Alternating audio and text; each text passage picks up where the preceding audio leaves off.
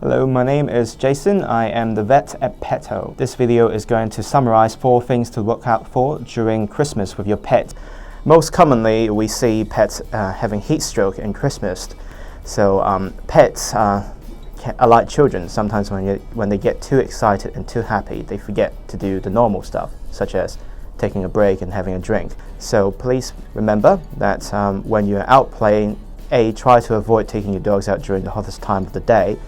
If you can't avoid that, just make sure that you have mandatory water and breaks in between, just so that your pet don't overheat. And the second thing that we most commonly see pets for emergency setting during Christmas is toxicity, or eating things they really shouldn't. So one of the most common conditions we see animals in after Christmas or during Christmas is pancreatitis. Pancreatitis is the inflammation of the pancreas. Although the cause is not exactly known, vets most commonly see dogs having this issue after eating a really fatty meal. So what are the common Christmas food that people give that can cause this sort of issue? Christmas ham is one, ham bone or lamb chops bone, pork chop bones. Another thing that's quite dangerous in Christmas is obviously the chocolate. So I would advise to you that if you have seen your dog eat chocolate, the best thing to do is actually call your after-hour vets and get an advice. Depending on the size of your dog and the amount of chocolate they have eaten, a vet may just tell you to watch out for the signs.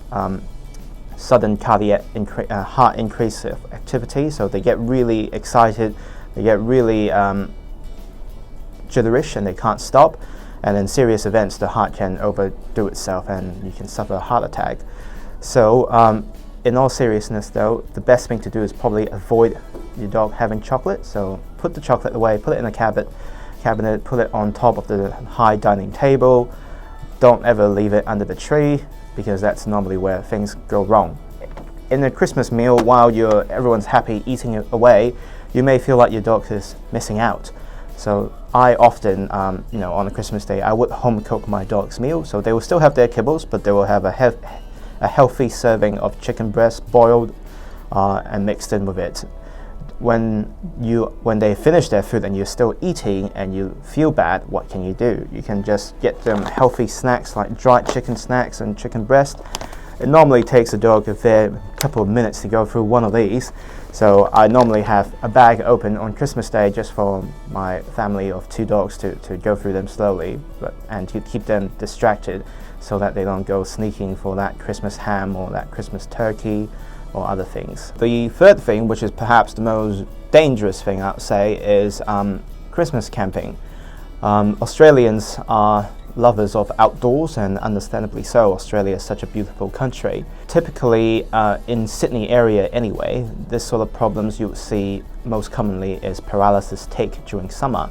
So what can happen when a paralysis tick latch onto a dog is they release the venom via the saliva, and over time it will cause an animal to have paralysis. And paralysis may not sound that bad initially.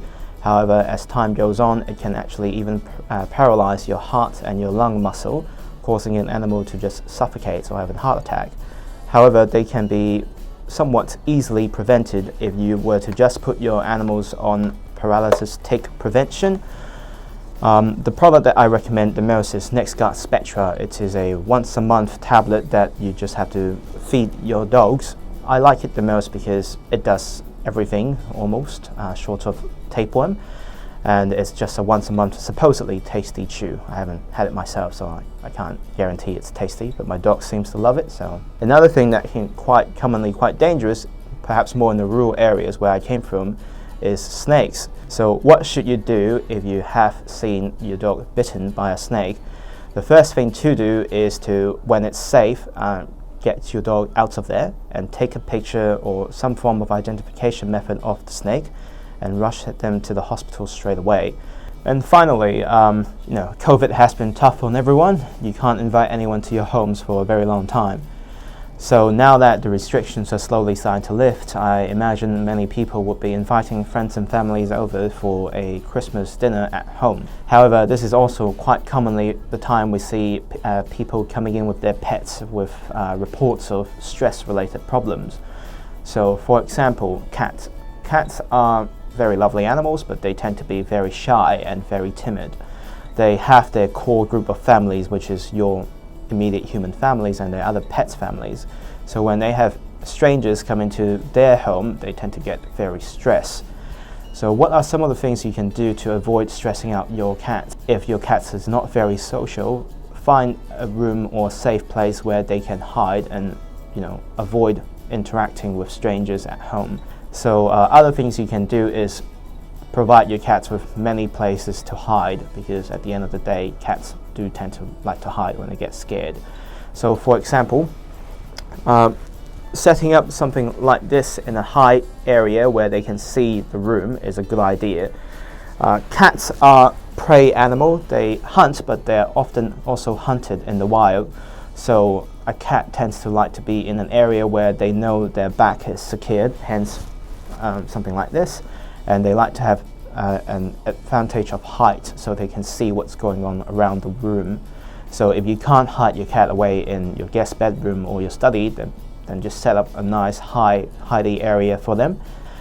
In terms for dogs, they like to be, I guess, held on to and hold on tight to that sort of scenario. Nowadays, a lot of people recommend weighted jackets or pet beds that are highly designed to provide a more tight areas so that they feel to be cuddled. However, if you are noticing that your animals are quite easily stressed about having people over, then perhaps it is better to seek veterinary advice before you have a house party, or better still, just perhaps put them somewhere else where they are away from the noises.